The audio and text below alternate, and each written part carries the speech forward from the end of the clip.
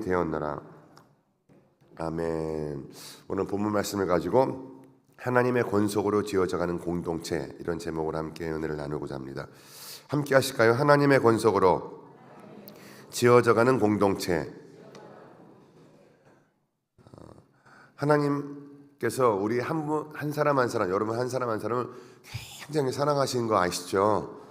그 은혜와 능력을 꼭 잊지 마시기 바랍니다. 구약 성경에 보면요, 아브라함이 아주 굉장히 커다란 실수를 합니다. 어떤 실수를 하죠? 자기 부인을 누이 동생이라고 해서 팔아먹습니다. 이 아브라함의 모습을 보시면서 여러분 어떤 생각을 하세요? 야, 어떻게 아무리 힘들어도 자기 부인을 그렇게 팔아먹는 이런 파렴치한 사람이 있을까? 그런 생각을 하시죠? 예. 근데 그 생각이 다가 아니죠. 근데 그런 아브라함을 하나님께서 절대 포기하지 않으세요. 포기하지 않으시고 기어이 그 아브라함이 아들 이삭을 바치게 되는 아주 신실한 그리스도인의 자리에까지 아브라함을 만드셔서 하나님께서 원하시는 그 신앙의 하늘의 별과 같이 바다의 모래와 같은 민족의 시조로 삼으신다는 거예요. 하나님은 열심을 포기한 적이 없으십니다. 하나님의 열심은 줄어든 적도 없습니다.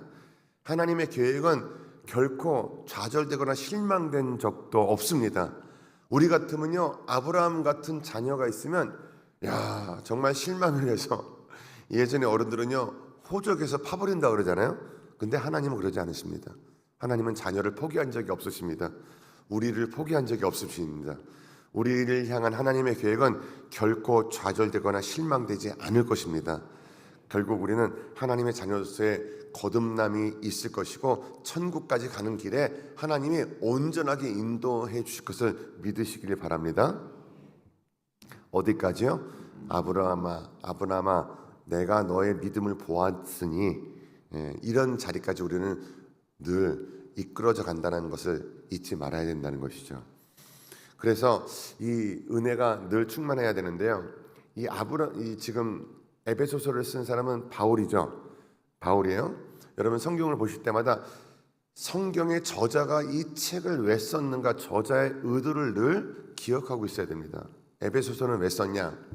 당시에 에베소에 사도 바울이 아마 제일 오랫동안 머문 도시가 에베소였을 겁니다. 3년 가까이 머물렀는데요. 그때 3년 가까이 머무는 그 에베소로 가는 도시가 굉장히 당시에 많은 사람들이 몰려드는 무역 항구였습니다. 그래서 세계의 불가사의로 여겨지는 그 아테미 신전이 있는 곳이 에베소서였어요. 에베소라고 하는 도시였어요. 근데 이 에베소의 도시에 이단도 우글우글대고 많은 사람들이 있기는 하지만 예수를 믿는 유대인 그리스도인도 있었고 이방인 그리스도인도 있었고, 그러니까 이 도시 자체에 신전을 보면 사람들이 가서 믿기는 하는데 이게 다 우상이라는 거예요. 이 왜 우상을 믿냐? 있지도 않은 걸 왜 믿냐? 이것도 사도 바울이 알려주고 싶었고, 그리고 그것을 더 강조해주고 싶었고, 그래서 그 지역에 3년 동안을 머물면서 사람들에게 복음을 전했는데 그 전한 복음이 온전한 복음에 대해서 점점 더 자라나갔으면 좋겠는데 뭔가 문제가 생긴 거예요. 그래서 그 문제를 해결해 주고 싶었고, 그 다음에 유대인 그리스도인들은 유대교에서 개종을 한 사람들이잖아요. 그럼 그 사람들 생각에는 유대교 신앙이 아직도 남아 있습니다. 그러다가 보니까 그들의 신앙이 또 흔들리기 시작을 했고, 이방인들은 이방신을 원래 믿던 사람들이었기 때문에 또 흔들리고, 그러니까 그들의 신앙이 온전하게 자리 잡지를 못해서 서로 간에 충돌이 생기는 거예요. 여러분, 인류의 역사에 재밌는 게, 인류의 역사에 보면요, 전쟁사 있잖아요. 전쟁. 인류엔 이런 전쟁이 있었다, 저런 전쟁이 있었다 라는 전쟁사를 아주 꼼꼼하게 기록한 것이 한 3,500년 정도 된대요. 3,500년 그 안에요, 전쟁이 없었던 기간이 얼마큼인지 아세요? 268년밖에 안 된대요. 그러니까 3,500년 정도의 전쟁사를 꼼꼼하게 기록을 했는데 268년밖에는 전쟁이 없었던 기간이 없답니다. 그러니까 인류의 역사의 한 90%는 어디에서 전쟁이 있던 거의 전쟁이 있었던 거예요. 늘 충돌이 생기죠. 오늘 이 모든 인간의 삶에는 그와 같은 어떤 충돌이 있을 수 있는데, 이 충돌, 유대인 기독교인과 이방인 기독교인 사이에서 왜 이런 충돌이 생기고 또 그런 충돌을 어떻게 해결해야 될 것이냐라고 하는 것을 사도 바울이 고민하다가 그들에게 이것을 기억해라 라고 하면서 오늘 알려주는 것이 이 에베소서의 말씀들이거든요. 그래서 어저께 지난 시간까지 우리가 에베소서를 통해서 강조되어 온 것이 어떤 것입니까? 에베소 교회를 향해서 사도 바울이 강조한 것은 다른 것이 아니에요. 그냥 둘이 싸우고 있는데 싸우지 마세요, 화해하세요, 이게 아니에요. 이 복음의 진수를 알면 우리가 안 싸울 텐데, 이 복음의 진수를 알면 이 안에서 온전한 탁월한 신앙이 자라날 텐데, 이것이 바울의 이 에베소서에다 말하고자 하는 바입니다. 그게 뭐예요? 예수를 바로 아는 거예요. 그 복음의 진리와 예수가 생명을 주시면서까지 우리에게 주셨던 그 복음의 놀라운 것이, 그 사실이 무엇인지를 깨닫게 되면 여러분, 우리가 굉장히 탁월한 것을 보았을 때는요, 다른 생각이 들지 않습니다. 예를 들면요, 우리가 아기를 낳아서 첫 애를 낳았을 때 저는요, 지금도 잊혀지지 않는 게, 어떤 힘든 일이 있고 그냥 교회에서 목회하고 제가 개척교회를 할 테니까 바쁘고 정신없이 하루를 살아가다가 집에 들어와고요, 우리 아들이 아기 때, 갓난 아기 때 있잖아요. 그 아기가 아기를 집에 들어와서 아기를 탁 안으면요, 그 아기가요 벙긋벙긋 웃잖아요. 그 웃는 모습을 보면요, 하루의 어떤 고민과 피곤함과 시름과 이게 다 잊혀져요. 그렇지 않습니까? 그 아기의 순수한 웃는 모습을 그때 아기가 웃어주잖아요. 아빠를 보고 방긋 웃어주면요, 모든 걱정이 생각나고 어떤 피곤함이 생각이 다 사라지는 거예요. 그것처럼 우리가 하나님이 우리를 향해서 십자가에서 다 못 박히고 돌아가시면서 다 이뤘단다 아들아, 다 이뤘단다 딸아, 이거를 우리가 눈을 맞출 수만 있다고 한다면, 하나님 그 예수 그리스도의 그 복음의 눈을 맞출 수만 있다라고 한다면 우리가 걱정과 시름과 어떤 문제에 빠져 있지 않을 수 있어야 된다라는 거예요. 이 바울의 주장이 그거예요. 탁월한 그리스도가 도대체 어떤 분인데 이 땅에 오셔서 우리를 위해서 어떤 일을 하셨는지를 꼭 알아야 된다는 거예요. 하나님의 아들이에요. 이 땅에 오셨어요. 우리를 위해서 십자가에 못 박혀 죽으셨어요.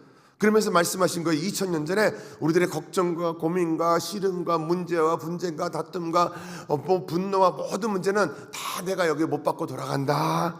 아들들아, 딸들아, 봐라. 너희들의 모든 문제는 이 십자가에서 도말했단다.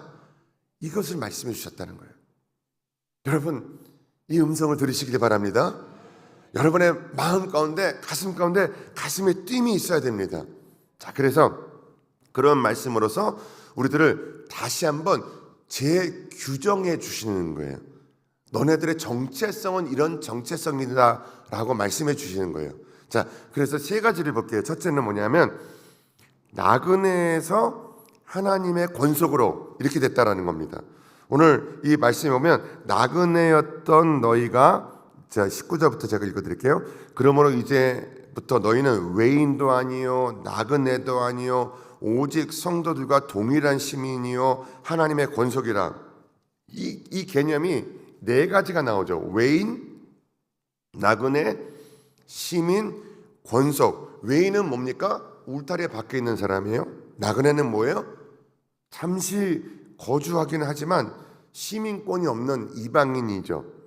시민은 뭐예요? 거룩한 시민으로 완전히 이제 시민권을 받은 사람이 되는 거예요. 그 다음에 권속은 뭐예요? 식구가 되는 거예요. 이렇게 이 네 가지 단계를 이야기하면서 우리는 하나님의 식구가 되었다, 이런 말씀을 하는 겁니다. 자, 그러면 하나님의 식구가 되었다는 건 뭘까요? 제가 이 주일날 우리 오케스트라가 연습을 하는 걸 봤어요. 그래갖고 딱 이제 연습실 밖에서 챔버 이제 연습을 하는 걸 봤는데요. 여러분 오케스트라는요 각기 다른 악기로 연주를 해요. 그런데 신기한 게 말이죠. 그 바이올린 하나만으로도 악기를 쳐도 아름다운 소리가 나는데요.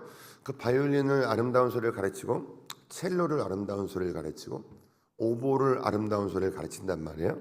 그 다음에 지휘자가 뭘 하죠? 지휘자가 지휘봉을 탁 들고요. 거기서 탁 한 번 하기 시작하면 거기서부터 착 연주를 하면요. 아니 어떻게 저런 소리가 날 수 있을까? 3개, 4개, 5개, 어떨 때는 오케스트라요 100개 막 이런 악기가 쫙 거기다가 사람들까지 있으면요 어떻게 그 소리가 통일될까 하는데 그 통일된 소리가 쫙 나오면요 멋진 소리가 나타나는 거예요. 그 연주를 지켜보는 사람들은 자기도 모르게 다 환성이 나오는 거예요. 그런데 여러분 악기가 달라졌어요? 악기는 똑같아요. 근데 연주를 인도하는 연주를 인도하는 지휘자가 달라지니까 지휘자에 의해서 그 아름다운 소리가 싹 모아지게 되는 거예요. 오늘 우리가 하나님의 식구가 되었다는 건 뭘까요? 하나님이 이제는 우리들의 삶을 인도해 주신다는 거예요. 그렇다면 우리들의 삶이 부족한 부분도 있을 수 있고 어려운 부분도 있을 수 있고 때로는 불협화음이 나는 소리도 있을 수 있지만 결국에는 하나님께서 딱 지휘봉을 딱 드시는 그 지휘봉을 바라보는 순간 거기에 맞춰서 내가 악기가 연주되는 순간 내가 하나님의 자녀로서 살아가는 그 순간 결국에는 하나님이 완성된 작품을 이루신다는 것을 깨달으라는 겁니다. 이게 우리의 믿음이 되어야 된다는 거예요. 근데 이 믿음을 우리가 가지지 못하게 되면 우리는 실망과 좌절 속에 들어가고 뭔가 방황하는 시간이 우리들의 삶 가운데 우리들의 삶의 시간을 갉아먹을 수가 있다는 것이죠. 여러분 우리는 누구입니까? 하나님의 권속입니다. 하나님의 자녀입니다. 하나님의 식구입니다. 그럼 우리들의 하우스홀드, 우리들의 세대주는 누구예요? 하나님이에요. 하나님이에요. 하나님이 인도하시고 하나님이 지휘하시고 하나님이 우리를 다스려 주시는 거예요. 이 변화, 외인에서 나그네에서 시민에서 권속으로 가는 이 변화의 단계를 잊지 마시기를 바랍니다. 둘째로 이 모퉁이 돌이 되신 그리스도를 이야기하는 거예요. 20절에 너희는 사도들과 선지자들의 터 위에 세우심을 입은 자라. 이게 굉장히 중요해요. 우리는 어디에서 세우심을 입었어요? 사도들과 선지자들의 터 위에 그리스도께서 친히 모퉁이 돌이 되셨느니라. 모퉁이 돌은 뭐죠, 여러분? 기초석이죠. 기초가 하나님께서 되어주셨다는 것이죠. 모든 것의 기초는 하나님께서 되어주셨기 때문에 건물이 아니라 제사장이 머무는 가장 깊숙하고 이 중요한 장소에 하나님이 어디 계시는가 우리는 질문을 하지만 하나님은 어디에 계시냐면 모퉁이 돌이 되어주셔서 그리스도로 통해서 연결되어 주시는데 제가 말씀드린 적 있죠. 구약 성경에서 교회의 의미는 성전이었어요. 성막 중심이었어요. 성막은 어떤 곳이었죠? 구약 성경에서요? 구약 성경에서 제사를 드리는 곳이었죠. 제사 드릴 때 하나님께서 내려와서 만나 주시는 장소가 성막이었죠. 네, 아멘.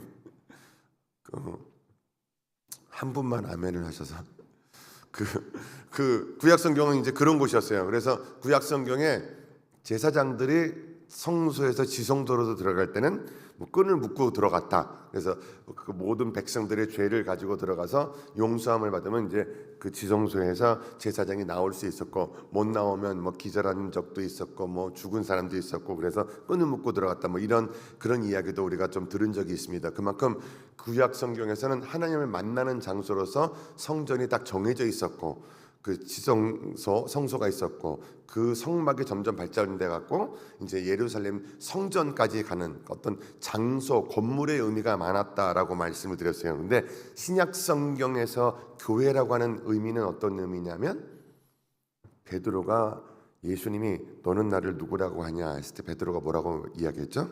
주는 그리스도시요 살아계신 하나님의 아들입니다. 그랬더니 예수님께서 뭐라 그러셨어요? 내가 너 위에 교회를 세우리니 음부의 권세가 해치 못하리라. 그건 뭐냐면 베드로의 무덤 위에 세운다는 말씀이 아니라 신앙의 고백 위에, 여러분 우리들의 신앙의 고백 위에 교회가 세워지는 것입니다. 그래서 신약성경 교회는 제가 말씀드렸죠. 에클레시아, 그 거룩한 부르심을 입은 그 고백을 한 사람들의 공동체예요. 그런데 이 공동체를 이유는 그 사이사이를 예수님께서 모퉁이 돌이 되어 주셨다라는 거예요. 이런 유명한 예화가 있죠. 어떤 한 마을에 오랫동안 다투던 이웃이 있었어요. 어느 날 이 주의 종이 가서 두 사람에게 묻습니다. 하나님이 어디 계신 것 같으세요? 그랬더니 한 사람은요, 하나님이 어디 계십니까? 그랬더니 탁 교회를 가리키는 거예요. 저기 계시죠. 다른 한 사람은 하나님 어디 계시죠? 그랬더니 탁 하늘을 가리키면서 저기 계시죠. 여러분, 하나님은 어디 계시죠? 교회에 계실까요? 하늘에 계실까요? 그랬더니 그분이 그러셨어요. 하나님은 우리 사이에 계십니다. 하나님은요, 우리 사이에 계십니다. 저 우리 장로님 사이에 계시고, 저와 권사님 사이에 계시고, 권사님과 권사님 사이에 계시고, 집사님들 사이에 계시고, 우리 사이에 계시는 분입니다. 지금 바울이 그걸 강조한 거예요. 모퉁이 돌이 되셨느니라. 그러면 신약 성경에서 교회의 의미는 건물이 아니었거든요. 사람과 사람 사이에 연결해 주시는 그 귀한 모퉁이 돌이 예수 그리스도가 되어 오셨기 때문에 우리는 그 안에서 서로 지음을 받은 자가 되어라 말씀하고 계시죠. 우리는 놀라운 이 믿음의 공동체를 이곳에 세워 나갈 것입니다. 우리가 정말 그 하나의 공동체가 돼서 위대한 길을 세워 나가면 하나님의 능력과 은혜를 통해서 예수님이 모퉁이 돌이 되어 주시고, 예수님이 중보자가 되어 주시고, 예수님이 연결자가 되어 주시는데 뭐가 문제가 생기겠습니까? 저는 그리스도 안에서 놀라운 일들을 해나가는 이 사도 바울의 권면과 같이 우리들도 그 놀라운 집을 이루어 나가게 될 줄로 믿습니다. 셋째로, 이 구원의 경륜에 대해서 말씀을 하고 있습니다. 그러면서 뭐라고 말씀하냐면 우리가 상속자 되었다. 그거 잊지 말라는 거예요. 여러분, 상속자가 되었다라는 건 뭐냐면 이 경륜, 예수 그리스도께서 우리에게 가장이 집안 살림을 규모 있게 꾸리듯이 하나님의 구원의 계획이 즉흥적인 우연이 아니고 치밀하고 세밀한 경영이었다라는 사실을 바울이 강조하는 거예요. 어떻게요? 누구를 통해서요? 자기를 통해서 이야기를 하는 거예요. 그래서 3장 1절부터 자기에 대한 고백을 하는 이유가 여기에 있습니다. 이러므로 그리스도 예수의 일로 너희 이방인을 위하여 갇힌 자 된 나 바울이 말하거니와 너희를 위하여 내게 주신 하나님의 그 은혜의 경륜을 너희가 들었을 터이라. 곧 계시로 내게 비밀을 알게 하신 것은 내가 먼저 간단히 기록한 것 같으니 그것을 읽으면 내가 그리스도의 비밀을 깨달은 것을 너희가 알 수 있으리라. 이제 그의 거룩한 사도들과 선지자들에게 성령으로 나타내신 것 같이 다른 세대에서는 사람들의 아들들에게 알리지 아니하셨으니 이는 이방인들의 복음으로 말미암아 그리스도 예수 안에 함께 상속자가 되고 다른 지체가 되고 함께 약속에 참여한 자가 됩니다. 그런 겁니다. 하나님께서 이 모든 계획을 통해서 자기가 박해를 그렇게 하던 박해자였는데 박해를 받는 자로서 돌아설 수 있었던 것은 자기가 생각해도 이해할 수 없는 변화라는 거예요. 여러분, 우리 모두 이해할 수 없는 변화를 겪은 자들 아닙니까? 여러분들 중에 제가 목회하면서요, 단 한 사람도 이런 사람을 못 만나봤어요. 목사님, 제가 살아가면서 사업이 너무너무 잘 되고 하는 일마다 너무너무 잘 돼서 신앙 좀 가지려고 교회에 나왔습니다. 이런 분이 없었어요. 하다가 힘들고 어렵고 지치고 상한 마음 가지고 오십니다. 그런데 그 마음을 하나님은요 바꿔주셨어요. 우리들의 마음 가운데 소망과 희망이 늘 가득하게 만들지 않으십니까? 이걸 말씀하시는 거예요. 명절날이 됐는데 아들이 냉장고를 딱 열어봤대요. 내일 어머니가 맛있는 걸 만드시지 않을까? 냉장고를 열어봤는데 특별한 재료가 없어 보이는 거예요. 파가 있는데 파도 별로 안 좋아 보이고, 저기 구석에 뭔가 멸치가 있는데 저 멸치로 뭘 할까? 재료들을 보면서 참 마음속에 좀 의심쩍은 마음을 미룰 수가 없었는데, 근데 그 다음날 아침에 어머니가 일어나셔갖고 뭐 뚝딱뚝딱 하시더니 근사한 명절상을 다 차리시더라는 거예요. 그래서 아들이 물어봤대요. 아니 어머니, 언제 저런 음식을 만들 생각을 하셨어요? 그때 그 엄마가 그렇게 대답을 했다라는 것이죠. 어저께 저녁부터. 여러분, 아들이 볼 때는 이 재료를 뭘 만들지? 하지만 솜씨 좋은 어머니의 손맛에 딱 그 어떤 재료도 들려지기만 하면 멋진 명절상이 차려줄 수 있는 겁니다. 하물며 하나님의 손에 우리가 붙들린 바 되면, 하나님의 손으로는요, 우리가 아무리 보잘것없더라도, 아무리 이상하더라도 하나님의 손에 붙들린 바 되기만 하면 놀라운 작품으로 다시 한번 거듭나게 된다는 거죠. 바울이 그 이야기를 하는 거예요. 사도들, 나부터 시작해서 저 어부였던 베드로부터 시작돼서 그 세리였던 마태로부터 시작해서 돈 이야기만 하던 마태가 저렇게 변화가 되고, 또 그렇게 막 생선 비린내를 내면서 막 거친 막 삶을 살던 베드로도 그렇게 변화를 받고, 자기가 그렇게 잘난 척을 하고 다녔던 바울도 그렇게 위대한 사도가 됐는데, 하나님의 손에 붙들림 받으면 그 놀라운 변화는 일어날 수밖에 없다. 이 배정호도 이렇게 부족한데 하나님께서 변화를 시켜주고 계시고, 여러분 한 분 한 분도 하나님께서 변화를 시켜주고 계시는 겁니다. 여러분, 그렇다면 우리는 어떻게 될까요? 우리는 사도 바울처럼 될 겁니다. 사도들처럼 될 것입니다. 우리들의 믿음의 자녀로 거듭나게 되는 겁니다. 어떻게 우리가 이 사실을, 이 말씀 안에서 우리가 붙드는 그 믿음이 안 생길 수가 있겠습니까? 이 은혜의 길을 걸어가게 우리들에게는요, 영원한 미래, 근사한 미래가 있다는 것을 믿는 믿음을 가지고 가는 것이죠. 자, 말씀을 정리하겠습니다. 우리는 어떤 사람들이냐? 이런 역설적인 삶을 사는 사람들입니다. 한번 저를 따라해 주세요. 미래를 기억하며 걷는 순례자. 미래를 기억해요? 굉장히 역설적이죠. 근데 우리는 미래를 기억합니다. 우리들의 미래는 하나님이 실수하실 수 없는 미래입니다.